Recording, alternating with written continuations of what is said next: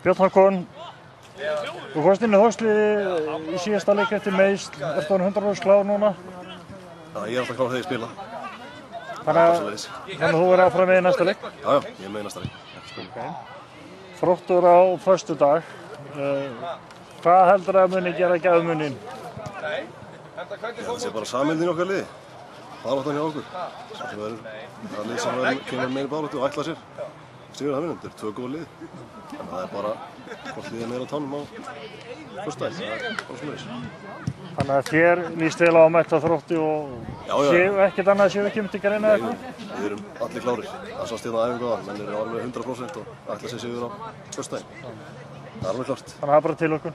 Já, ekkert annað. Gaman að spila hérna á Þórsvellinum, það er alveg snillt. Takk fyrir.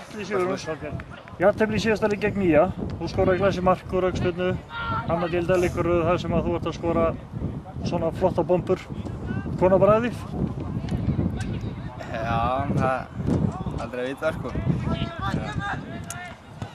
Það er fólk, ég veit hvað að segja. Er byssan í lagi? Já, það er bara skora ekki nema að skjóta, allt í lagi að reyna á það. Og vonandi að halda áfram að ganga. Allir að Þróttur á föstudaginn, hvernig leggst leikurinn í þig? Það leggst bara vel í mig. Við erum góðir heima og það kemur enginn hingað og tekur neitt á okkur. Og bara við mætum klárir, þá held ég við tökum þetta.